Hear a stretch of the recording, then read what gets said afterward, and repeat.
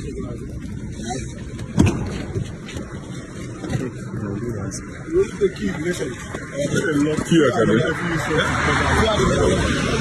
survived an accident.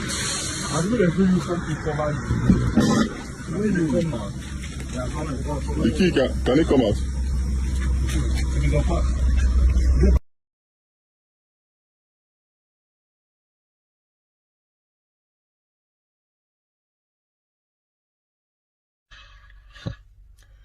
Terrible accident. I mean, very terrible accident. Believe me, terrible accident. In fact, I call it the day I died. Yeah, I call it the day I died because I believe that on that day, I actually died in that accident and I woke up. I believe I died and God just gave me a second chance and I came back because the car actually, my car actually somersaulted a couple of times. But I know that when it turned, when it turned upside down, that first hit upside down, I felt the pain. I felt the pain in my head and, I was just knocked out. Now, before I was knocked out, the moment I felt that pain as the car turned upside down and it hit the ground the first time, I felt that pain on my head and my neck. And I heard a voice. First of all, before the voice, my life was flashed before me and everything happened. Like all my achievements in life were flashed before me and, it happened like in a split second. Everything was just flashed before me. And then, excuse me, it ended with a picture of my daughter. And that was the last picture I saw, a picture of my daughter. That was it. The picture I had taken of her the night before I took off from Lagos. That picture.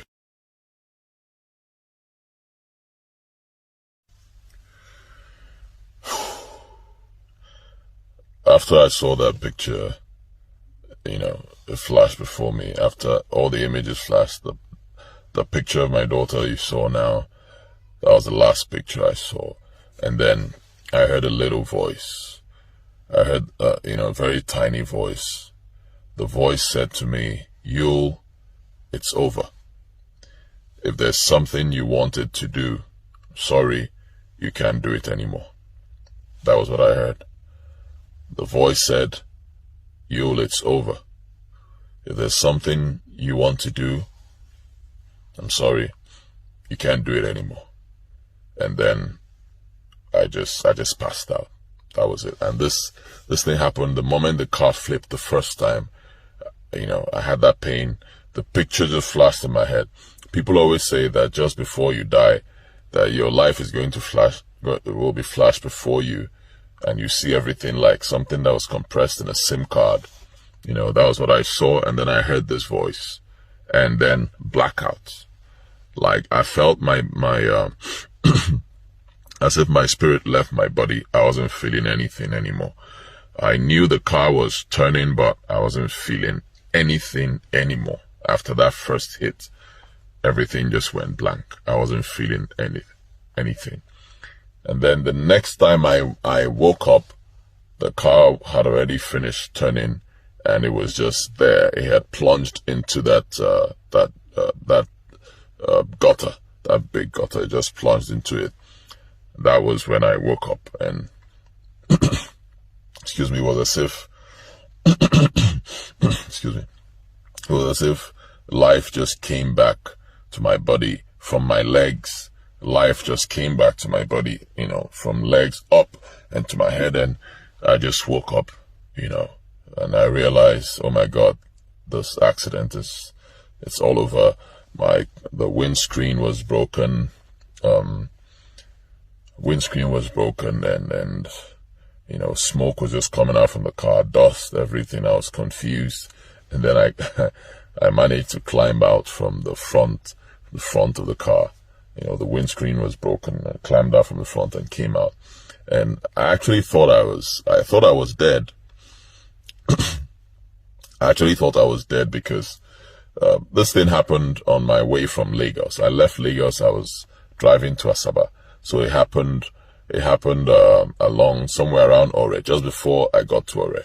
I was doing maybe 120 or 140, you know, and then the car just lost control. I don't know what happened. Car started.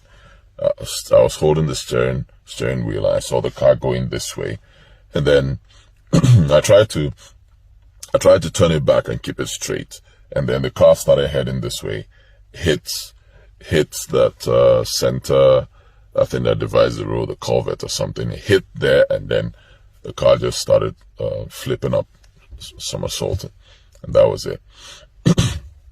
Now, by the time I came out, excuse me, by the time I came out, and I came out of the car, I was just standing looking at the car, wondering what just happened, and thanking God that I survived. I saw some people were just coming out from the bush, you know, rushing towards the car. I saw two people, they were rushing towards the car, but they didn't notice me. They ignored me, and they were just rushing to the car, looking into the car and shouting, maybe the person is dead, or who drove this car? But they just ran past me. So I was like, wow, these guys didn't see me. They didn't notice this is me. That means it's possible that I'm dead. Maybe my body is still inside the car, and then it was my spirit that came out. So I got quite curious. I now went and started looking inside the car to see if I'll see my body. I broke the side of the glass, the driver's side. I broke it. I looked inside. I was sure there was no body there.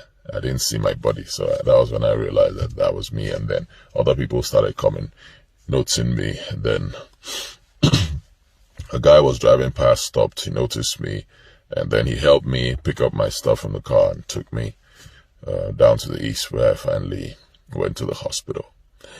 But it was a nasty experience. I call that day the day I died, because when that first hit happened, I actually passed out. I was knocked out. I feel, you know, with the pictures I saw that flashed before me, pictures of my life, ended with my daughter's picture, and then the little voice that told me, Yule, it's over. If there's anything you wanted to do, you can't do it anymore. With those things that happened, I feel I died on that day. And excuse me, God just gave me a second chance and said, you'll come back to this world. And, you know, and that's it. That was how I got back. And if you noticed in the video, I had my rosary. I had my rosary on my neck. That was a black one. And in this, there's something like this. You know, that's it. I always wear this. I believe in God. Believe in God so much, you know. We're all sinners, though, at the end of the day. But I don't joke with my God. I believe in God so much. So I always wear my rosary. Always. In that video, when I had that accident, I had a rosary on. I had a black rosary on my neck. If you watch that video, you see it. And I came out without any major injuries, just scratches on my hand. But it was a terrible accident, you know. And thank God I'm here today. I keep giving God all the glory. It's my story. I'll tell you guys more of it later. Just thank God for me. Thank God that I'm still alive.